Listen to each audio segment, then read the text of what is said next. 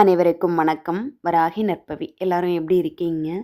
இன்றைய பதிவில் நம்ம என்ன பார்க்க போகிறோங்கன்னா, நிறைய பேர் என்ன சொல்கிறாங்கன்னா, எங்களுக்கு சுருட்டு வாசம் வருது, சந்தன வாசம் வருது, விபூதி வாசம் வருது. ஆனால் கோரிக்கை நிறைவேறலையே, முக்கியமாக நம்ம அதுக்கு தானே உட்காந்துட்ருக்கோம், ப்ரேயர் பண்ணுறோம் அப்படின்னு சொல்லிட்டு. ஒரு சிலருக்கு இந்த விபூதி வாசம் கூட வராத அளவு வராமல் ஏகப்பட்ட பேர் எங்கிட்ட கமெண்ட்ஸில் போட்டிருக்காங்க. இண்டிவிஜுவலாகவும் எங்கிட்ட சொல்லியிருக்காங்க. நம்ம மாதக்கணக்காக ப்ரேயர் பண்ணிகிட்டு இருக்கோம். எந்த ஒரு சிக்னலும் இல்லைன்னா மனசு உடஞ்சு எதுவுமே இல்லை, எந்த ஒரு விபூதி வாசம் கூட வரலையே, எதுவுமே இல்லை அப்படின்னு நம்ம மனசை உடஞ்சி என்ன பண்ணிடுவோன்னா, வைக்கிற ப்ரேயரை கூட நம்ம ஸ்டாப் பண்ணிடுவோம். அப்படி மனசு உடஞ்சி போகாமல் இருக்கணும் அப்படின்றக்காக தான் சித்தரப்பா என்ன பண்ணுறாருன்னா, நம்ம ப்ரேயர் பண்ணும் பொழுது அந்த விபூதி வாசம், சுருட்டு வாசம், சந்தன வாசம் இந்த மாதிரி அவர் சமிஞை கொடுக்குறாரு, சிக்னல் கொடுக்குறாரு. நான் இருக்கேன், நீ சொல்கிற கோரிக்கையும் நீ வைக்கிற பிரார்த்தனையும் நீ வைக்கிற மந்திரத்தையும் நான் கேட்டுக்கிட்டு தான் இருக்கேன், நான் உன் கூட தான் இருக்கேன் அப்படின்னு உணர்த்தத்தான் இந்த விபூதி, சந்தனம், சுருட்டு வாசம் எல்லாம். பட்டாம்பூச்சி, கருவண்டு இது எல்லாமே பார்த்திங்கன்னா நம்ம மனசு உடஞ்சி போயிடக்கூடாது. தொடர்ந்து ப்ரேயர் பண்ணிக்கிட்டே இரு, சாண்டிங் பண்ணிக்கிட்டே இரு, மந்திரம் சொல்லிக்கிட்டே இரு. காலம் கரெக்டாக வரும் பொழுது நீ வைக்கும் கோரிக்கை உனக்கு நடக்கும் அப்படின்னு உணர்த்தத்தான் நம்ம மனசு உடஞ்சி நம்ம அவநம்பிக்கையோடு விட்டுறக்கூடாது அப்படின்றத உணர்த்தத்தான் சித்தரப்பா என்ன பண்ணுறாருன்னா, அப்பப்போ நம்மளுக்கு கருவண்டாவும் பட்டாம்பூச்சியாகவும் சந்தன வாசம், விபூதி வாசம் நம்ம ஏற்படுத்தி நம்மளுடைய மனசை திடப்படுத்துகிறாரு, நம்பிக்கையை மேம்படுத்துகிறாரு.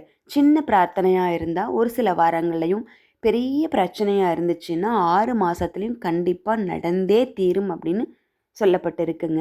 நிச்சயமாக அவர் நம்மளை எப்படி பார்த்துட்ருக்காருன்னு நம்ம எப்படி உணர முடியும்? இதுதான் அந்த விபூதி வாசம், சுருட்டு, சந்தனம், கருவண்டு, பட்டாம்பூச்சி இதில் இந்த அறிகுறிகள், இந்த சிக்னல் தான் நம்மளுக்கு சித்தரப்பா நம்மளோட இருக்காங்கன்னு நம்ம உணர முடியுது. ஸோ நம்ம என்ன பண்ணுவோம், ஓகே நம்மளை சித்தரப்பா கண்காணிச்சிட்ருக்காங்க, நம்ம கோரிக்கை நிச்சயம் நிறைவேறும்னு நம்பிக்கை நம்மளுக்குள்ளே பிறக்கணும் இல்லைங்களா? அதனால தான் இந்த சுருட்டு வாசம், விபூதி வாசம் இது மட்டும் வந்தால் போதுமா? கோரிக்கை எப்போ நிறைவேறும் அப்படின்னாக்கா, அதுக்குன்னு ஒரு காலம் இருக்குது இல்லைங்களா? நம்ம பிரச்சனை 30 வருஷம் 40 வருஷம் சேர்த்தி வச்சுருக்கிற ஒரு பிரச்சனையை ஒரே ஒரு நாள், 2 நாள், 2 வாரம் அப்படின்னு தீர்த்து வைக்க முடியுமா அப்படின்னாக்கா நிச்சயம் முடியாது. அதுக்குன்னு கடவுள்கிட்ட போனால் இன்னும் 10 வருஷம் 20 வருஷம் ஆகுனா, சித்தரப்பா கிட்ட 6 மாதத்தில் நடக்குன்னு சொல்லப்பட்டிருக்கு. ஸோ நம்ம நம்பிக்கையை கைவிடாமல் நம்ம தான் சொல்லிக்கிட்டே இருக்கணும், சாண்டிங் பண்ணிக்கிட்டே இருக்கணும்.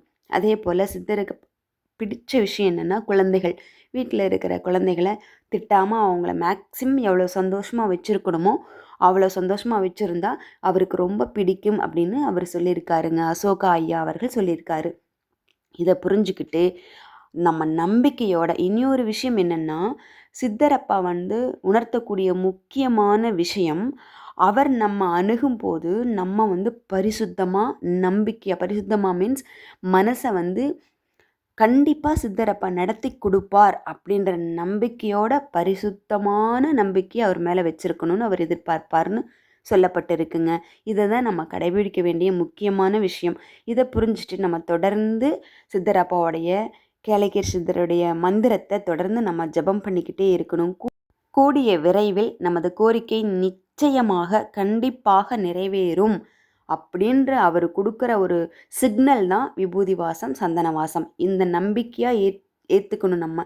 ஏன்னா இவர் நமது கேளக்கேர் சித்தர் ஈசனை பின்பற்றி வந்த சித்தர், ஆதி சித்தர் அப்படின்னு அசோகா ஐயா அவர்கள் நிறைய பதிவில் சொல்லியிருக்காரு.